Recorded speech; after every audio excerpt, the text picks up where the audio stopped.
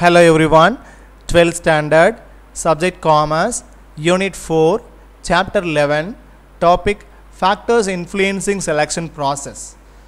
So idhula factors influencing selection process adha pathiyum paaka porom. Adhe mari adutha importance of selection. So idha pathina vishayangalum nama paaka porom. In our previous video we had discussed about steps in employee selection process. அதெல்லாம் நம்ம lengthy டாபிக்காக இருந்தது. So அதை நம்ம divide பண்ணி ஒரு 3-4 வீடியோஸாக நம்ம convert பண்ணி அதை நம்ம போட்டு வந்திருக்கிறோம். ஸோ இப்போ பார்க்க போகிறது நம்ம factors influencing selection process. So அதை பற்றி நம்ம இப்போ பார்க்க போகிறோம். ஸோ பணியாளர் தேர்ந்தெடுத்தல் நடைமுறைகளை தீர்மானிக்கக்கூடிய காரணிகள். ஸோ பணியாளர் தேர்ந்தெடுத்தல் நடைமுறைகளை தீர்மானிக்கக்கூடிய காரணிகள்லாம் என்னென்ன அப்படிங்கிறத பற்றி நம்ம இந்த வீடியோவில் பார்க்க போகிறோம். So see here students, factors influencing selection process. Factors influencing employee selection process are listed below. First one parunga, nature of post. So nature of post பத்தி பார்க்கிறதுக்கு முன்னாடி factors influencing selection process னா இந்த மாதிரி இப்போ நிறைய செலெக்ஷன் ப்ராசஸ் நம்ம பார்த்துட்டே வந்தோம் இல்லையா, லென்த்தி டாபிக்னு சொல்லிட்டு நம்ம ஒவ்வொரு நிறைய செக்மெண்ட்டாக நம்ம நிறைய 3-4 வீடியோவாக போட்டிருந்தோம். ஸோ இந்த இருக்கக்கூடிய இந்த மேட்டர்ஸ் எல்லாம் இவ்வளோ செலெக்ஷன் ப்ராசஸ் தான் எல்லா கம்பெனிஸ்லையும் எல்லா ஆர்கனைசேஷன்லையும் நம்ம ஃபாலோ பண்ணுவாங்களா சார் அப்படின்னு சொன்னால் கண்டிப்பாக இல்லை, சரியா? ஸோ அப்போ அதுக்கு தான் என்ன சொல்கிறாங்க, இந்த மாதிரியான செலெக்ஷன் ப்ராசஸை தீர்மானிக்கக்கூடிய காரணிகள்லாம் எது அப்படின்னு சொல்லி சொல்கிறாங்க.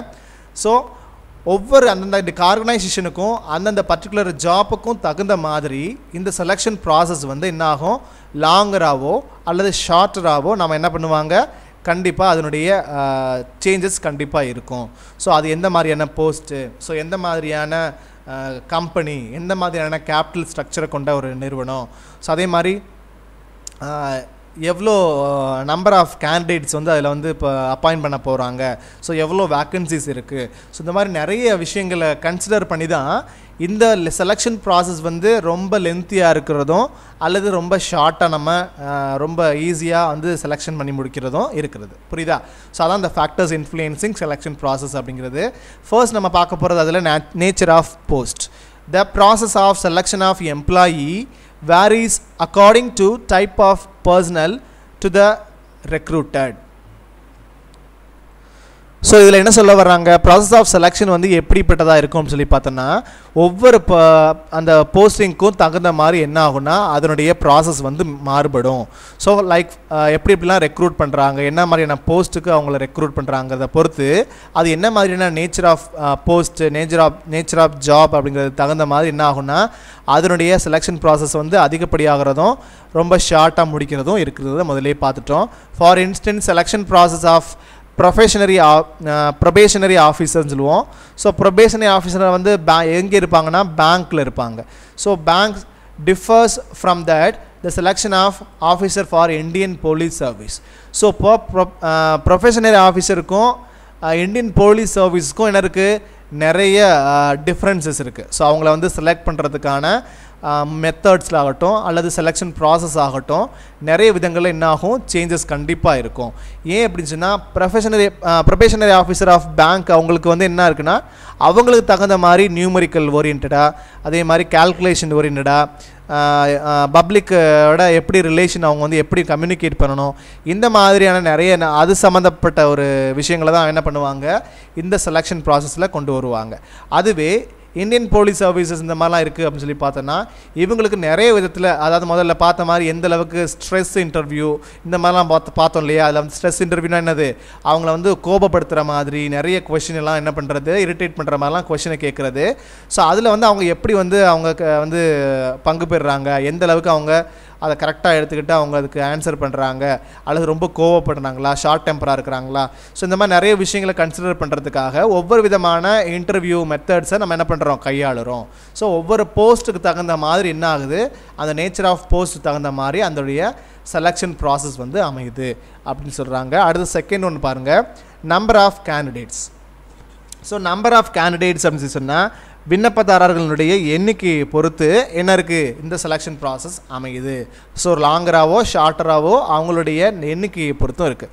ஸோ அப்ளிகேஷன் வந்து நிறைய போட்டிருக்காங்க அந்த பர்டிகுலர் போஸ்ட்டுக்கு அப்படின்னு சொல்லி சொன்னால் ஸோ என்ன இருக்குது இப்போ பாருங்கள், selection process depends on the response of candidates to advertise inviting applications for the post. என்ன பண்ணுறாங்க, ஸோ இந்த செலெக்ஷன் ப்ராசஸ் வந்து எதை டிபெண்ட் பண்ணியிருக்கு அப்படின்னு சொல்லி பார்த்தோன்னா அந்த ரெஸ்பான்ஸ் ஆஃப் கேண்டிடேட்ஸ். ஸோ எதோட ரெஸ்பான்ஸு, அவங்க வந்து ரெக்ரூட்மெண்ட் பண்ணியிருப்பாங்க இல்லையா, ஸோ ரெக்ரூட்மெண்ட் பண்ணுறதுக்காக சம் அட்வர்டைஸ்மெண்ட்ஸ் வந்து என்ன பண்ணியிருப்பாங்க, இன்வைட் பண்ணி கொடுத்துருப்பாங்க.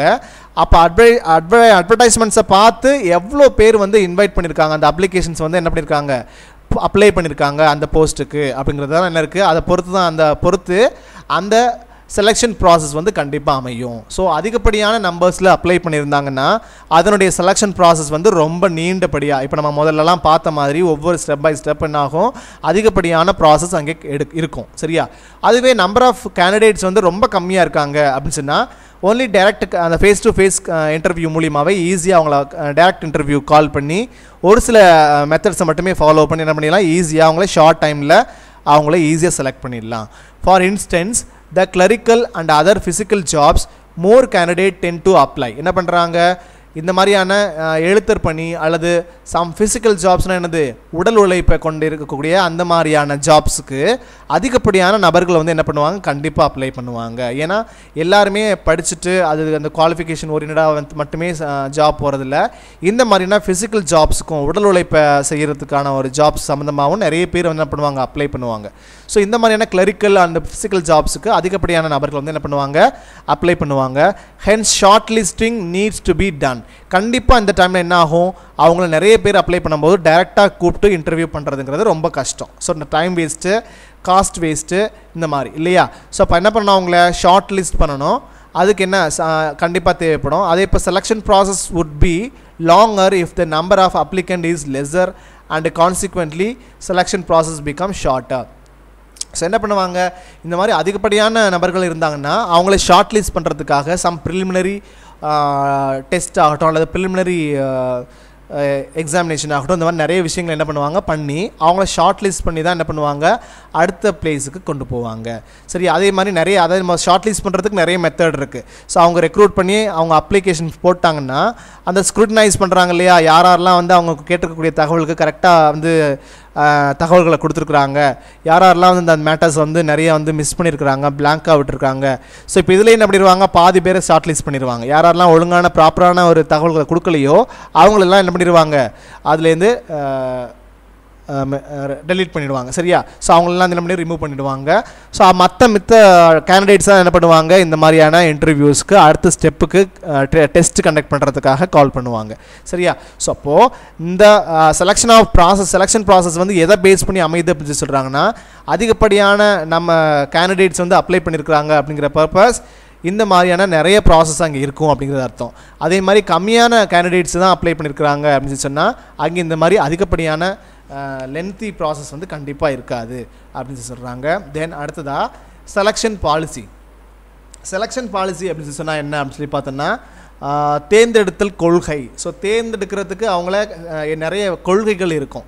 So the selection policy and selection process are interrelated. So selection policy ஆகட்டும், தேர்ந்தெடுக்கிறதுக்கு இருக்கக்கூடிய கொள்கைகள் ஆகட்டும் அல்லது தேர்ந்தெடுத்தல் அந்த ப்ராசஸ் ஆகட்டும், செயல்பாடாகட்டும், ரெண்டுமே ஒன்று என்ன இருக்குது, இன்டர் ரிலேட்டடாக இருக்குது, தொடர்புடையதாக இருக்குது.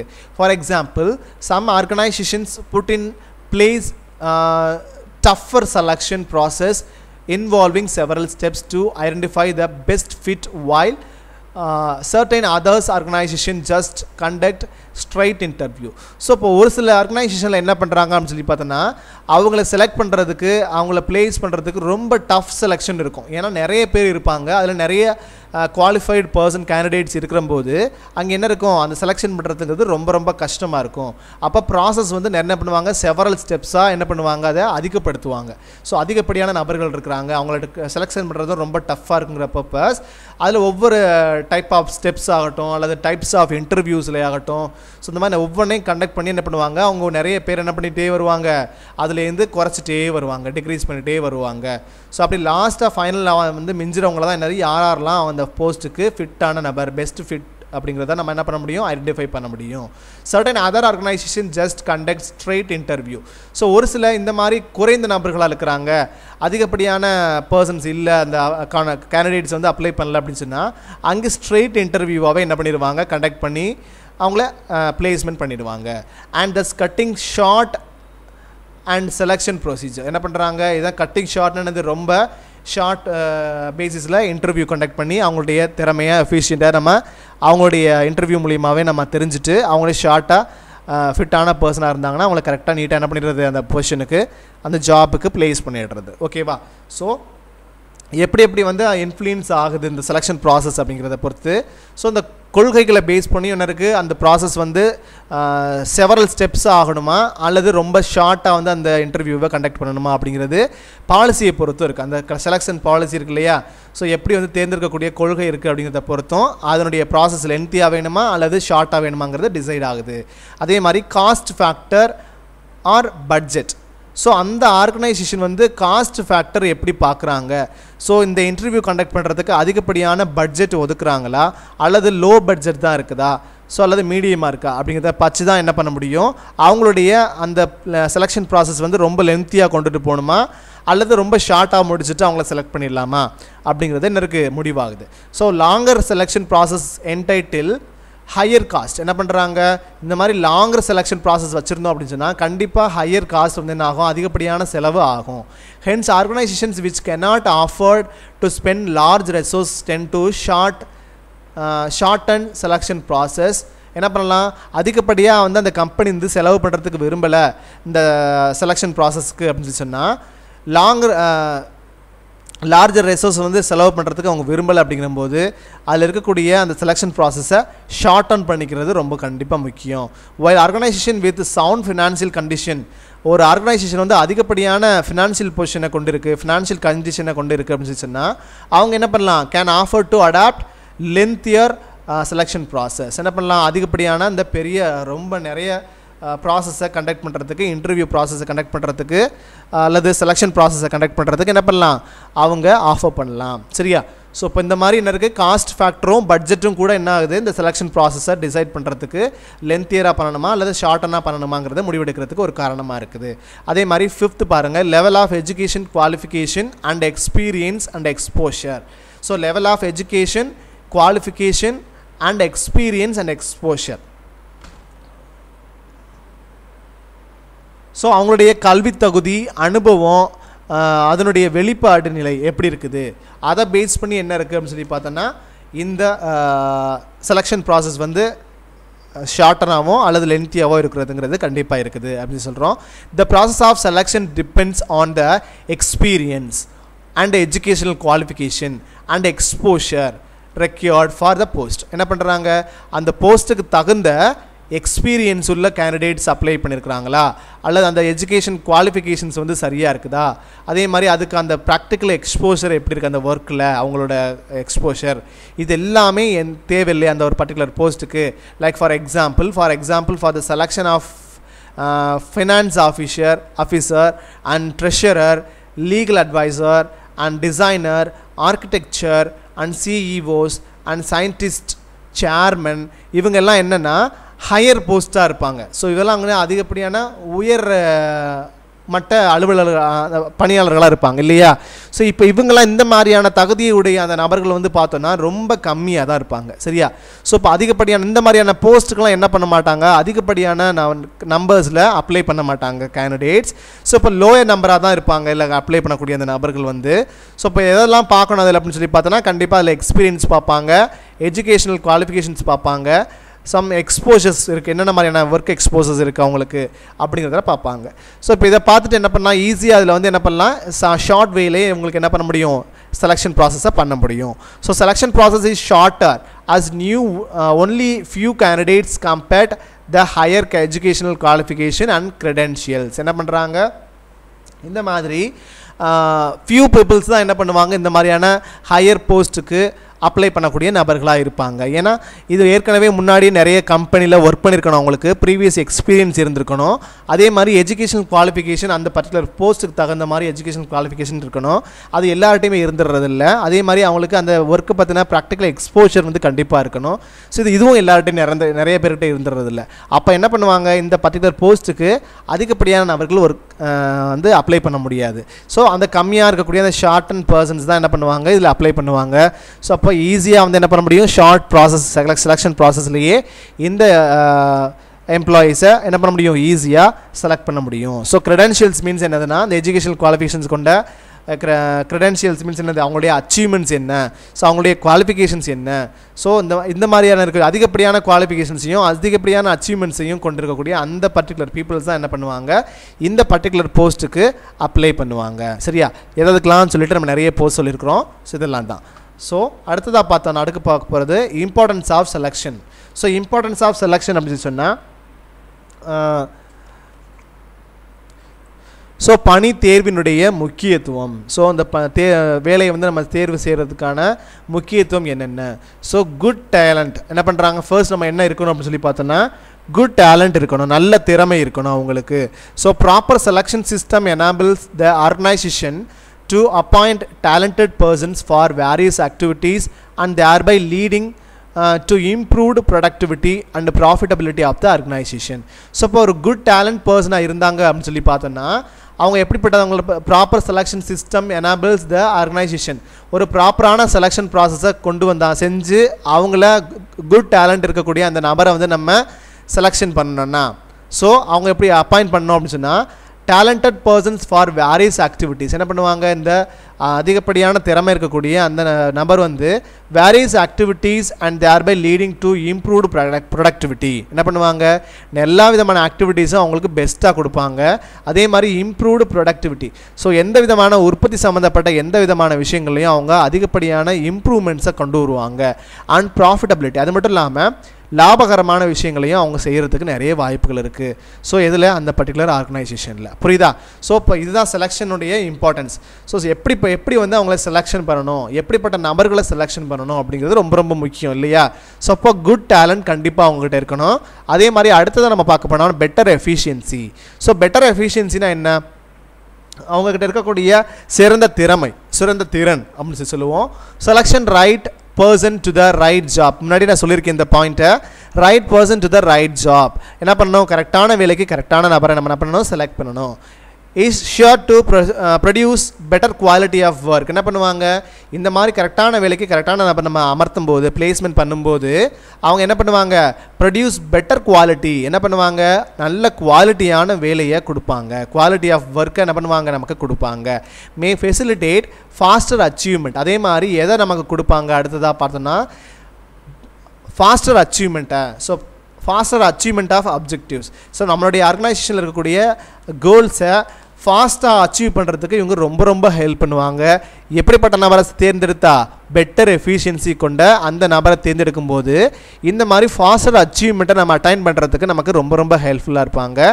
This will help in greater measure to tone up the overall efficiency of the organisation என்ன பண்ணுவாங்க இந்த மாதிரி கிரேட்டர் பர்சனை அதே மாதிரி பெட்டர் எஃபிஷியன்சி பர்சனை நம்ம வந்து பிளேஸ்மெண்ட் பண்ணும்போது செலெக்ஷன் பண்ணும்போது அவங்க என்ன பண்ணுவாங்க ஹெல்ப் பண்ணுவாங்க எதுக்கு greater measure to tone up the overall efficiency அந்த கம்பெனி ஆர்கனைசேஷன் வந்து ஓவராலாக எஃபிஷியண்ட்டாக திறமையாக செயல்படுறதுக்கு இவங்க ரொம்ப ஹெல்ப்ஃபுல்லாக இருப்பாங்க.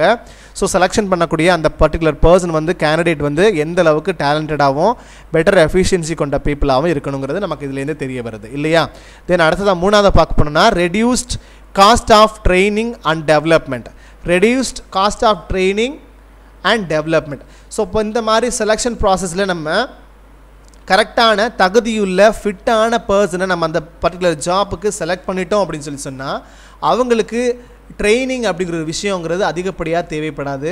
அவங்களுடைய நாலேஜை டெவலப் பண்ணணும் அப்படிங்கிற விஷயமும் அதிகப்படியாக தேவைப்படாது. ஸோ அப்போ அதே மாதிரி நம்ம காஸ்ட்டையும் நம்ம செலெக்ஷன் ப்ராசஸ்க்கு ஆகக்கூடிய காஸ்ட்டையும் நம்மளால் என்ன பண்ண முடியும் கம்மி பண்ண முடியும். So better selection of candidates definitely reduces the cost of training. So என்ன பண்ணுறாங்க பெட்டர் செலெக்ஷன் நம்ம பண்ணுறோம் நல்ல கேண்டிடேட்டை நம்ம வந்து எஃபிஷியன்ட் கேண்டிடேட்டை நம்ம வந்து அந்த பர்டிகுலர் ஜாப்புக்கு வேக்கன்சிக்கு செலக்ட் பண்ணுறோம் அப்படின்னு சொன்னால் நமக்கு என்ன ஆகும் reduces the cost of training. என்ன பண்ணுறாங்க நமக்கு செலக்ட் பண்ணதுக்கப்புறம் அவங்க எல்லாருமே எல்லா ஒர்க்கையும் தெரிஞ்சுட்டே வர்றதில்ல ஃப்ரெஷராக செலக்ட் பண்ணோம் அப்படின்னு சொன்னால் அவங்களுக்கு அந்த ஒர்க்கை தெரியப்படுத்துறதுக்கு ட்ரைனிங் கொடுக்குறதுக்கு நிறைய நாட்கள் ஆகும். ஸோ அப்போ டைமிங் வேஸ்ட்டு, அதே மாதிரி காஸ்ட்டும் நமக்கு அதிகப்படியாக செலவாகும். ஏன்னா அவங்களுக்கு வேலைக்கு வந்தாலும் அவங்க அதிகப்படியாக வேலையை செய்யலாட்டியும் கூட அவங்களுக்கு என்ன பண்ணியாகணும், அவங்களுக்கு ஃபிக்ஸ் பண்ண ஸ்கேலை சேலரியை கொடுத்து தான் ஆகணும் இல்லையா. ஸோ இப்போ நமக்கு காஸ்ட் வந்து அதிகப்படியாக செலவாகுது, வேஸ்ட்டாக போகுது. So because qualified personal have better grasping power. என்ன பண்ணியிருப்பாங்க, இப்போ அந்த பர்டிகுலர் ஜாப்புக்கு குவாலிஃபைடான பர்சனை நம்ம செலக்ட் பண்ணுறோம் அப்படின்னு சொல்லி சொன்னால் அவங்க பெட்டர் கிராஸ்பிங் பவராக இருப்பாங்க. ஸோ ஈஸியாக அவங்களுக்கு அந்த பெட்டர் ப்ரீ எக்ஸ்பீரியன்ஸ் இருக்கும் இல்லையா.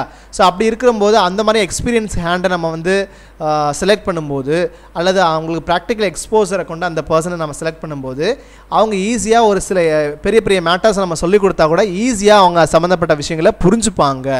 ஸோ புரிஞ்சுக்கிற போது நமக்கு டைமிங் வந்து ரொம்ப ரொம்ப மிச்சமாகும். அதே மாதிரி காஸ்ட், ட்ரைனிங் காஸ்ட்டும் நமக்கு மிச்சமாகும். If they select suitable candidates for suitable job, they can easily understand the techniques of the work better in quick time. என்ன பண்ணுவாங்க, இந்த மாதிரியான efficient hand suitable candidate நம்ம suitable ஜாபுக்கு நம்ம பணியமர்த்தும் போது they can easily understand, என்ன பண்ண முடியும், ஈஸியாக அண்டர்ஸ்டாண்ட் பண்ணிப்பாங்க டெக்னிக்ஸு, சம் நியூ டெக்னிக்ஸ், ஏதாவது நியூ டெக்னிக்ஸ் வருது, நியூ டெக்னாலஜிஸ் வருது அப்படின்னு சொன்னால் அந்த ஒர்க் பற்றி ஈஸியாக அவங்க என்ன பண்ணுவாங்க, பெட்டராக புரிஞ்சுப்பாங்க. அதே மாதிரி குவிக் டைமில் என்ன பண்ணுவாங்க, அந்த விஷயத்தை ஈஸியாக அண்டர்ஸ்டாண்ட் பண்ணிப்பாங்க.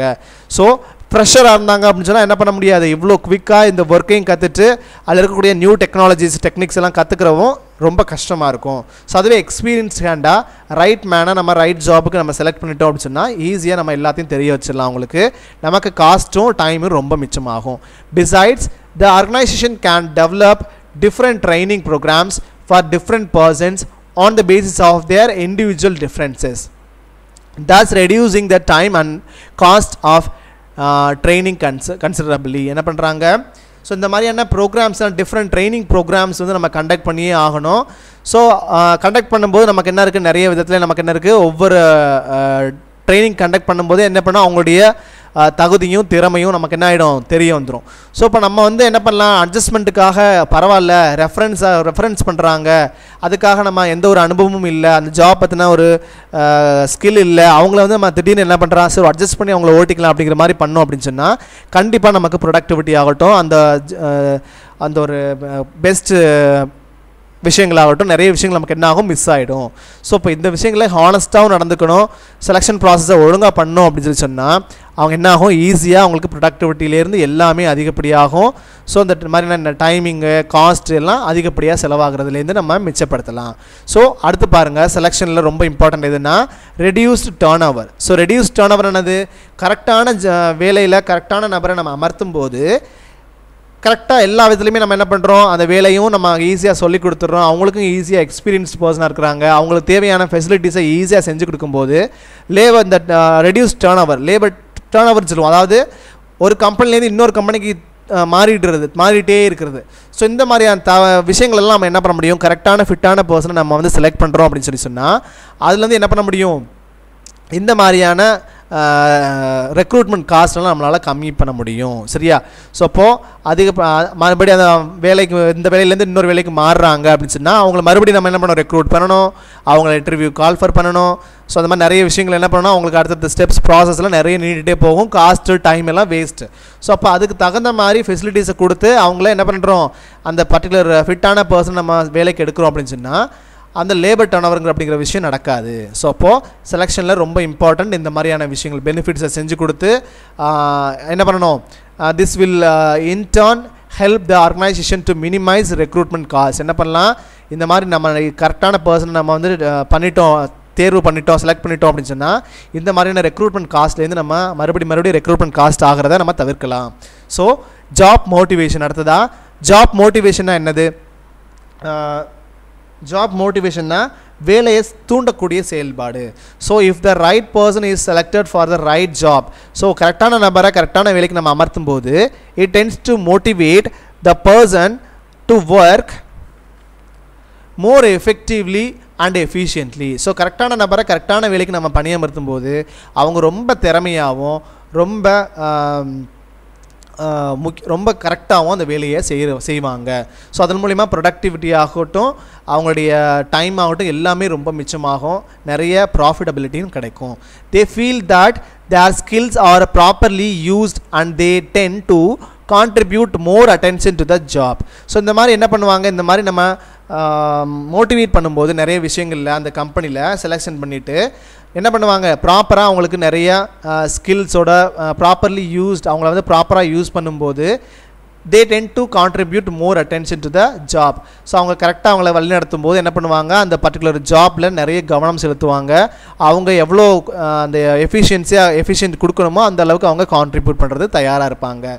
ஸோ அப்போ செலெக்ஷன் பண்ணுறதுக்கு எப்படிப்பட்ட நபரை செலெக்ஷன் பண்ணுறோம் அப்படிங்கிறது ரொம்ப ரொம்ப முக்கியமாக இருக்குது. ஸோ அதர் பெனிஃபிட்ஸ், இதுலேருந்து கிடைக்கக்கூடிய பிற நலன்கள்லாம் என்னென்ன இந்த மாதிரி செலெக்ஷன் ப்ராசஸை ஒழுங்காக செய்யும்போது.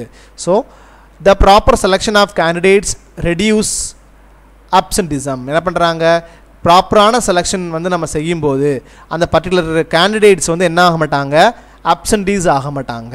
ஸோ அவங்க வந்து கரெக்டான நபர் தானாங்கிறத நிறைய டெஸ்டிங் ப்ராசஸில் நம்ம என்ன பண்ண முடியும், இன்டர்வியூஸில் நம்ம தெரிஞ்சுக்க முடியும். அப்படி செலெக்ஷன் ப்ராசஸை நம்ம தப்பாக பண்ணிட்டோம், ஏதாவது சம் ரெஃபரன்ஸ் மூலியமாக நான் செலக்ட் பண்ணிட்டோம் அப்படின்னு சொன்னால் அவங்க வந்து எப்படி ஒர்க் பண்ணுவாங்க, எந்த அளவுக்கு நம்ம குவாலிட்டி ஆஃப் ஒர்க்கை கொடுப்பாங்கங்கிறது நமக்கு தெரியாது இல்லையா. ஸோ அப்போ என்ன பண்ணணும், செலெக்ஷன் ப்ராப்பராக செலெக்ஷன் பண்ணும்போது அந்த கேண்டிடேட்டை கரெக்டான கேண்டிடேட்டை நம்ம செலக்ட் பண்ணணும். அப்போ தான் நம்ம எதை அவாய்ட் பண்ண முடியும், ரெடியூஸ் பண்ண முடியும்னா இந்த ஆப்சன்டிசம், அதாவது ஒர்க்குக்கு வராமல் நிறைய பேர் லீவ் போடுறது, இந்த மாதிரி விஷயங்கள்லாம் நம்ம தடுக்க முடியும். ஸோ ஒவ்வொரு நாள் லீவ் போடும்போது நமக்கு ஒர்க் வந்து நமக்கு பாதிக்கப்படுது இல்லையா.